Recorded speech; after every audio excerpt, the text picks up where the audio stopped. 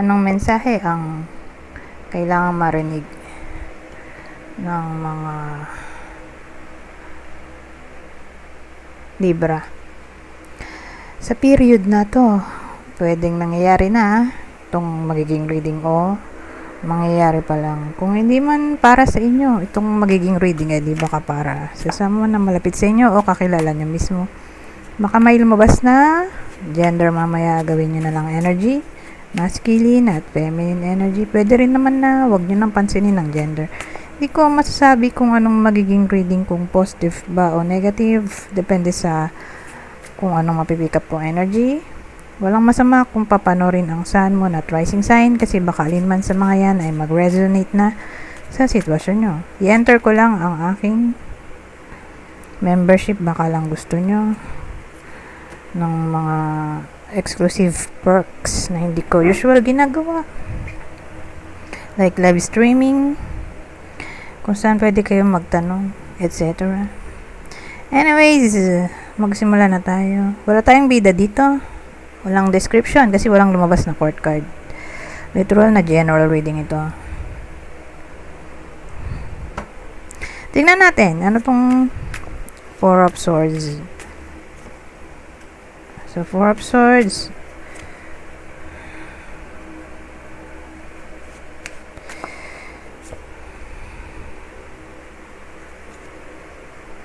Four of Swords. So, Four of Swords natin kinlarify ng Page of Wands, Four of Pentacles, at Two of Earth o Two of Pentacles.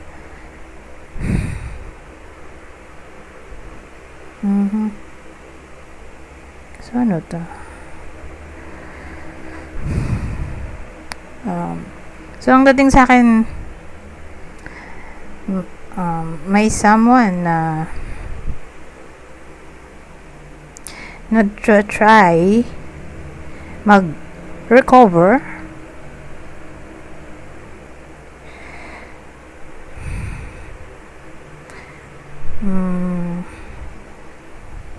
mula sa financial loss.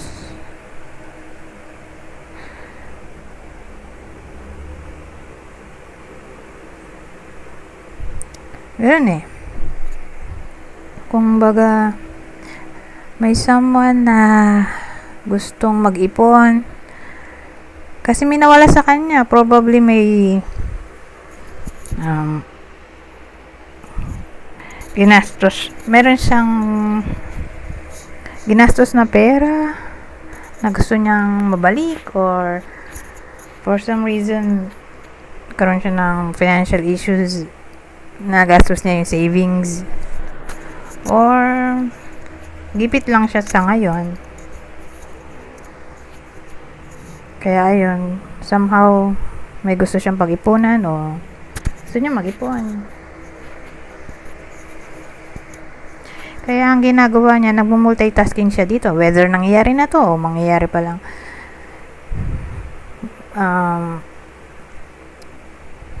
Ang dating kasi kakaroon siya ng double source of income, or mag-iisip siya pa lang ng iba pang source of income kung employed na siya. Kung hindi employed, freelancer, magiging somewhat business minded yung tao dito. Kasi nandito rin naman tong Page of Wands na enthusiastic, energetic, adventurous, creative, risk taker.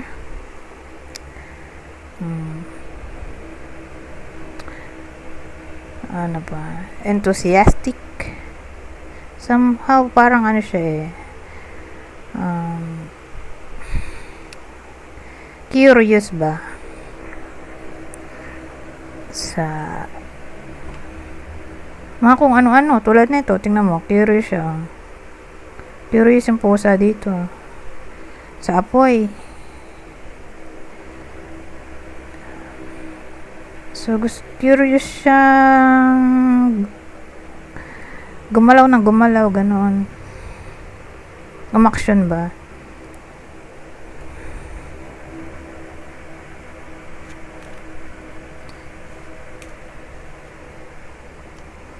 So, sa madaling salita, gusto magkapera dito nung bida natin. Ayan, itong The Lovers.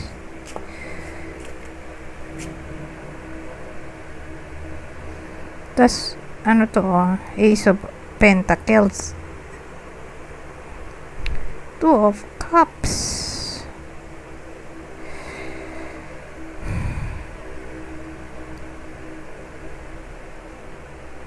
Kasi ito, magmumukha na tong contract.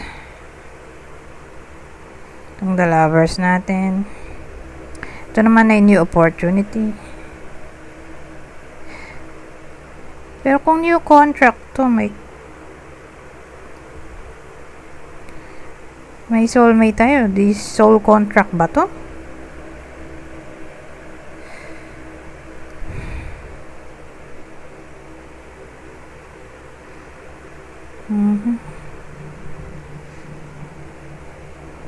So, more like may darating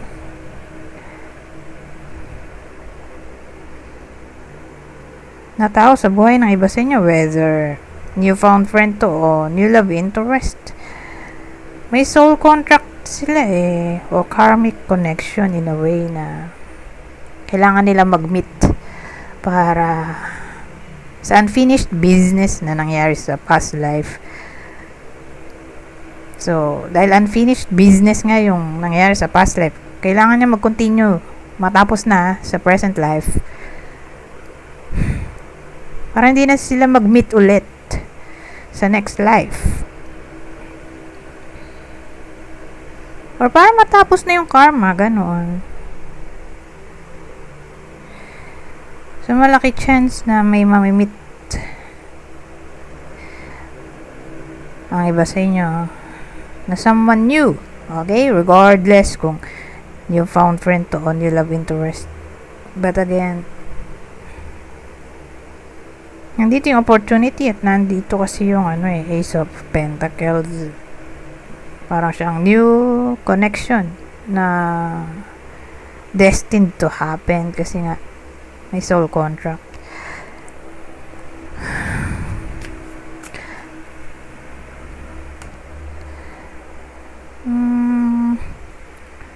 Hindi siya karugtong dito, no? Dito, more like pera.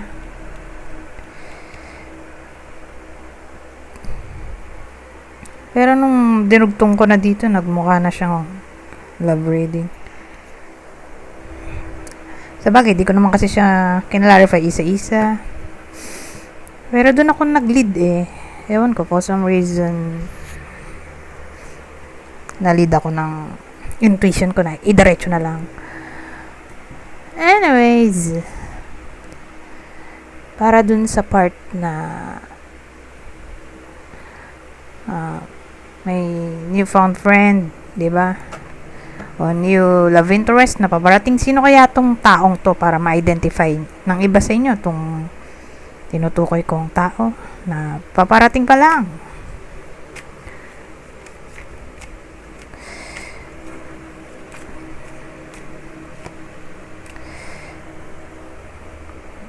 Virgo, Aquarius, Libra. Kapwa nyo Libra.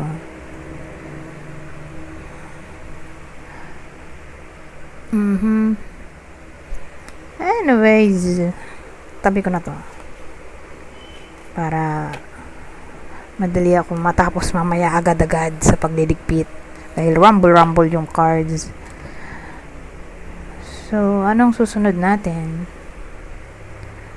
Ito, ibang deck. So, sa part na to may kodigo. Wala lang, para makapag-aral-aral. So, hindi kasi ako nagbabasa ng reversed cards. Dito may reversed May mga reversed. So, para maiba lang.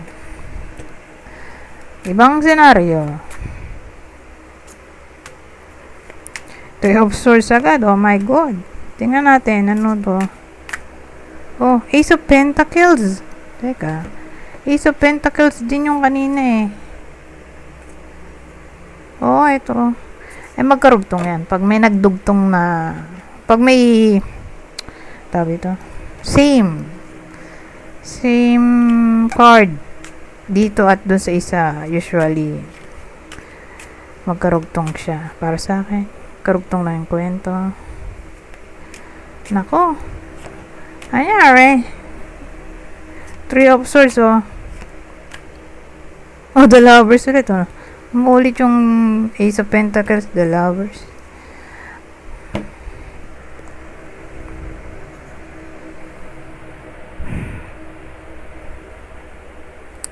Well, ang dating sa akin yung darating sa buhay ng iba sa inyo. Diba, sabi ko kanina, may paparating. So, pag ganong paparating, ibig sabihin, hindi nyo pa nakakausap or walang connection ba? Walang tawag dito. Ko-connect sa iba sa inyo at dito sa taong kinukwento ko. Ngayon, dahil nagdugtong nga yung kwento, more like yung tao na darating sa buhay ng iba sa inyo sa period na to ay ex.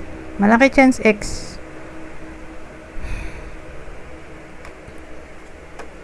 Ex-lover. Reconciliation na kasi ito, Three of Swords. So, probably, nasaktan yung iba sa inyo dahil dito or separated. Sila ngayon. Kaya nga ex-partner. Ito yung opportunity sa reconciliation. Again, the Lovers. Reconciliation, the Lovers. So, yun. Malaki chance na ito ay ex-lover yung darating sa buhay ng iba sa inyo. Pero kanina, 'di ba? Naglagay naman tayo ng clue kung sino. Hindi ko na nga lang maaalala ano yung mga lumabas na mga clue, pero again, yun. Isa doon sa mga cards na yun, yung probably ex ng iba sa inyo na mag-a-appear sa week na to. Kung di man para sa inyo tong reading, edi baka para sa someone na malapit sa inyo.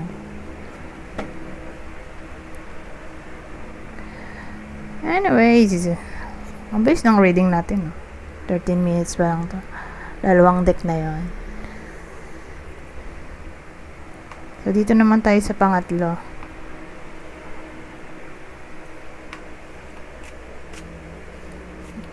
Ito, ibang senaryo. Pero, hindi ko pa rin masasabi kung iba nga ba talaga or baka magdugtong ulit. So, case to case basis. Case by case basis. Octopus at fire.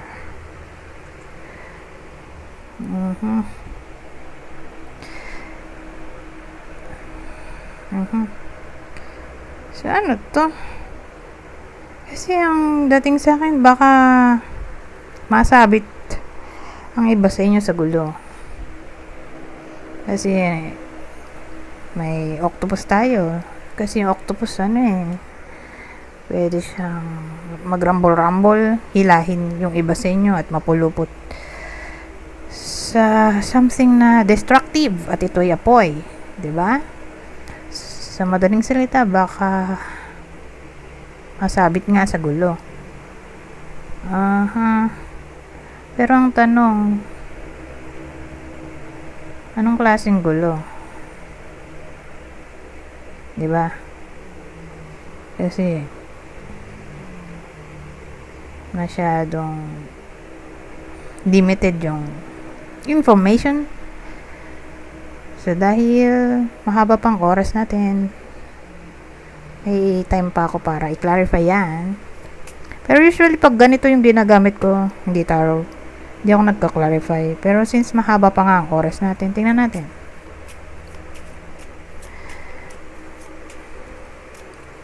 Tingnan natin kung ano pang masasabi dito sa susunod na deck. may time pa tayo para i-clarify itong reading na to. Mapapahamak nga yung iba sa inyo at nandito ang snake. May heart. Anyari, pero may fish. Akala ko nung una baka business to.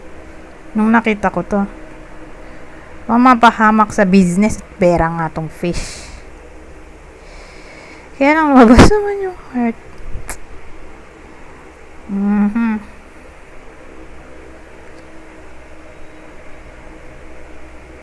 Kasi syempre yung heart, ayan, mag-lover sila. So ano na to ngayon?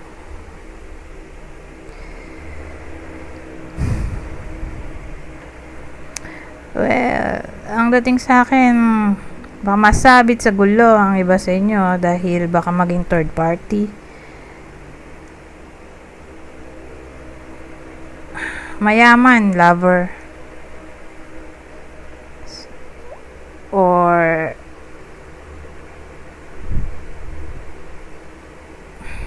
ang third party ay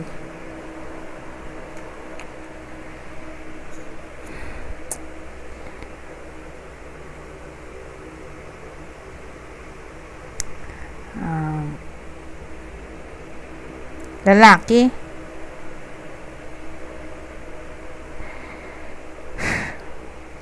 Sabihin natin boss, co-worker,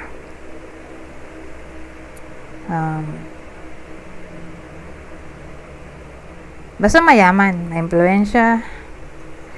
Or kung di man ganun, ay pwedeng ang third party ay ano nga ba to? Brother ba to? Brother, uncle. Kaloka, di ba? Pero nangyayari pa rin yan sa totoong buhay.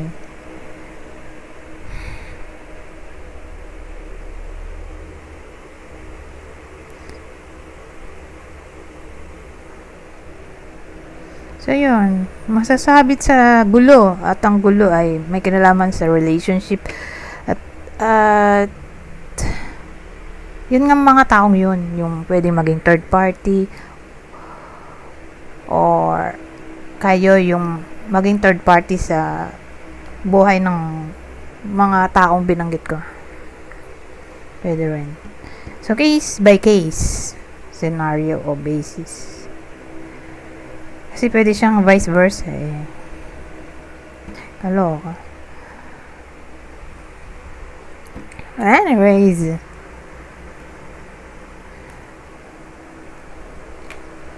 Tago na rin natin to. Kuha pa tayo ng ibang detalye.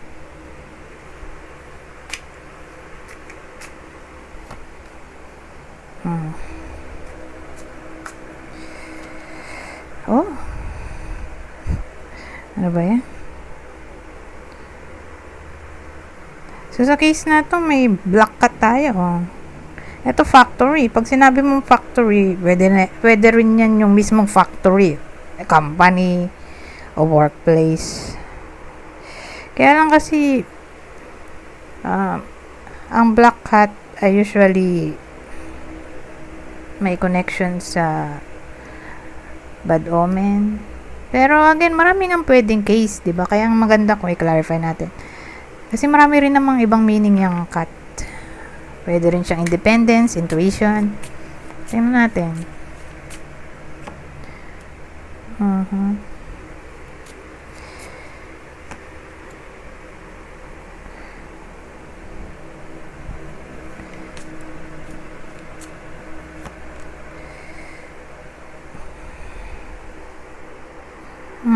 Ayan, ito.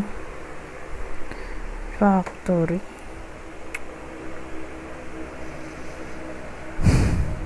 Babae yung tatamaan ng reading na to. May woman na tayo eh. May gender na lumabas.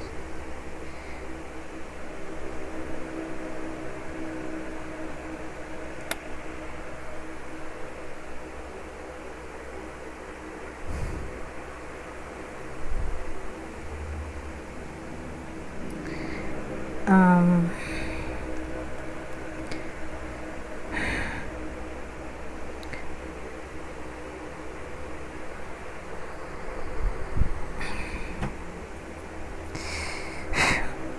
dito ko nalilid sa information na to.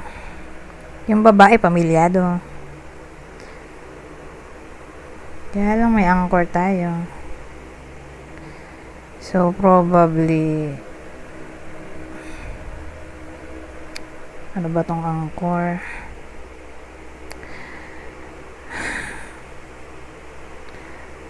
Probably nagwo-work siya full time. So ibig sabihin regular employee lang siya. Hindi siya boss. Hindi siya yung owner ng company. Rank and file siya. O regular.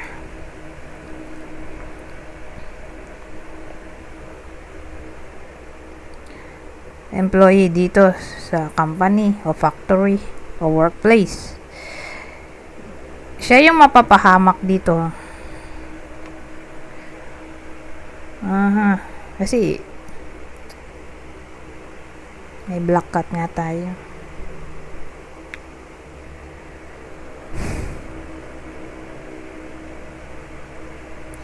Kasi pwede na rin siyang misfortune eh.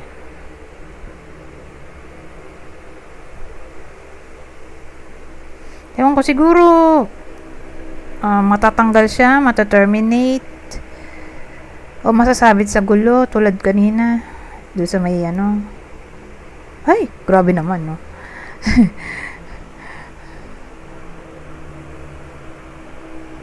Grabe rin kung masasabit siya sa gulo. Parang may nabanggit akong co-worker, boss kanina, nakalimutan ko na yung mga pinagsasabi. Siya pala yung third party. Tapos ka-workmate niya yung kalaguyo. Hindi ko nga lang masabi kung sino to. Kung ito ba yung nanonood o ito yung person ng iba sa inyo, kung lalaki. Basta babae. Yung may involved sa gulo.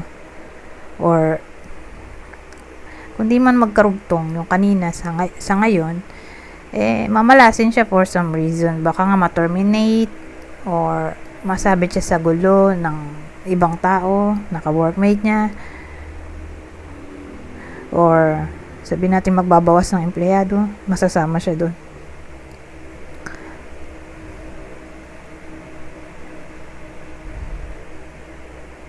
Or baka tawag dito, mainis siya sa ka-workmate niya at magdesisyon siya mag-resign. So again, beware sa career.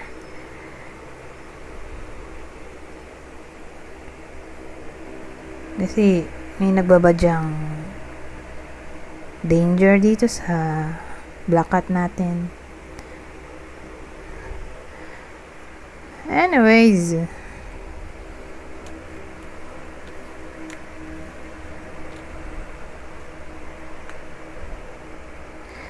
pumunta na tayo dito sa susunod na deck. Last deck ba?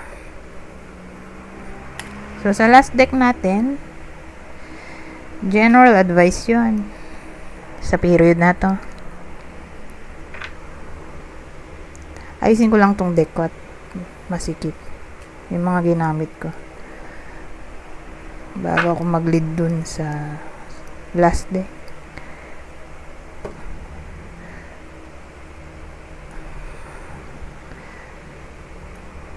Eto na. Ay, hindi ko nasama to.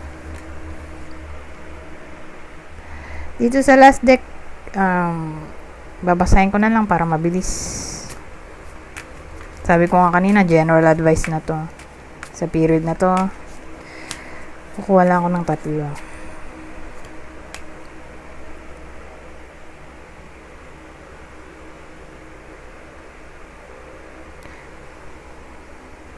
So, kunin nyo lang yung info na sa tingin nyo ay fit sa sitwasyon nyo o sa kakilala nyo. Sabi dito, boundaries. Know when to put up and let down your walls. Patience. Manifestations are on the way. At ang huli, sacrifice. Giving up something now for a future reward. Anyways, hanggang dito na lang. Goodbye for now.